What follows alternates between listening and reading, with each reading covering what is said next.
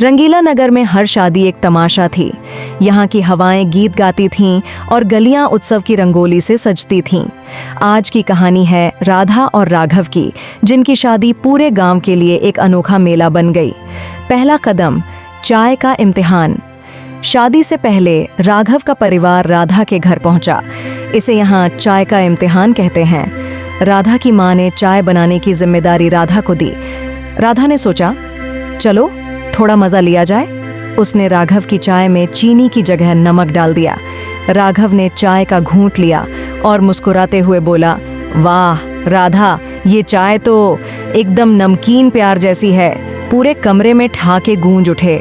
राधा की दादी ने टिप्पणी की, लड़का पास हो गया, सहनशील है, ये तो घर चलाएगा।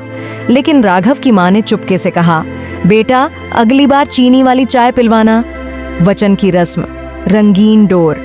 जब दोनों परिवारों ने हाँ कर दी तो रंगीन डोर की रस्म हुई। राधा और राघव को नीले और गुलाबी रिबन से बनी अंगूठियां पहनाई गईं। गांव के सबसे बुजुर्ग बाबा रंगनाथ ने रिबन काटा और बोले, ये डोर तुम्हें हमेशा जोड़े रखे और प्यार की गांठ कभी न खुले।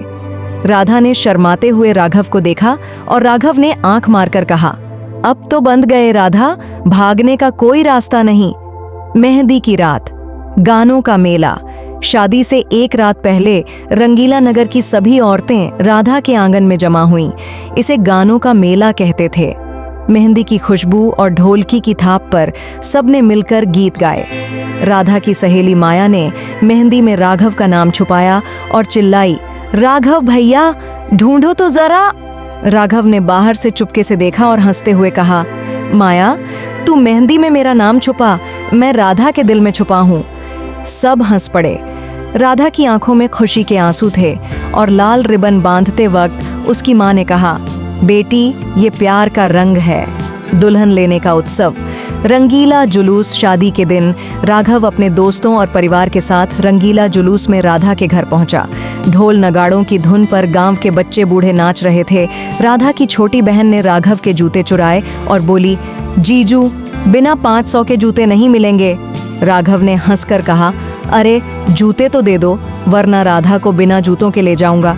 आखिरकार उसने 1000 रुपए देकर जूते वापस पाए। मजेदार रस्म, पैरों की जंग। शादी की मंडप में एक मजेदार रस्म थी, पैरों की जंग। राधा और राघव को एक दूसरे के पैर पर कदम रखना था। जो जीते वही घर का बॉस बनता। राधा ने तेजी से राघव का पैर दबाया और राघव चिल्लाया, अरे राधा, अभी से बॉस बनने की प्रैक्टिस। गांव वालों ने तालियां बजाई और राधा ने शर्माते हुए कहा, राघव बॉस मैं हूँ, लेकिन प्यार से चलाएंगे। रिसेप्शन, चमक दमक।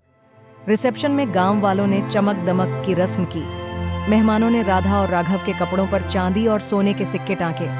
राघव ने मजाक में कहा, राधा इतना सोना लटक गया, अब तो हमें बैंक में रखना पड़ेगा। खाने में रंगीला नगर के खास पकवान थे, मसाला पूरी, रंग बिरंगी खीर और मलाई कोफ्ता। नाच गाना भी कमाल का था। गांव के युवा रंगीला नाच में थिरक रहे थे, जिसमें ढोल और बांसुरी की धुन पर सब झूम उठे। पहली रात, सपनों का कमरा। शादी के बाद सपनों का कमरा की रस्म हुई। राधा और राघव को एक खूबसूरती से सजे कमरे में ले जाया गया। वहां एक मिट्टी का घड़ा रखा था। राघव ने उसे तोड़ा और बोला, राधा ये जिद तो टूट गई, अब सिर्फ प्यार बचेगा। राधा ने हंसकर जवाब दिया, राघव जिद तो मेरी भी है, तुम्हें हमेशा हंसाना। कमरे में फूलों की खुशबू और हंसी की गूंज थी। दोस्तों, रंगीला नगर की शादी सिर्फ एक रस्म नहीं, बल्कि प्यार, मस्ती और समुदाय का उत्सव थी। नमकीन चाय, रंगीन डोर, पैरों की जंग, हर रस्म में एक गहरा संदेश था, धैर्य, सम्मान और एक दूसरे का साथ। भले ही जमाना बदल रहा हो, लेकिन रंगीला नगर की ये परंपराएं आज भी जिंदगी को रंग देती हैं। परंपराओं में मजा, रस्मों में प्यार और जिंदगी में रंग। क्या आपको ये कहानी पसंद आई?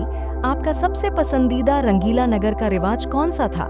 नीचे बताइए और ऐसी ही मजेदार कहानियों के लिए हमसे जुड़े रहिए।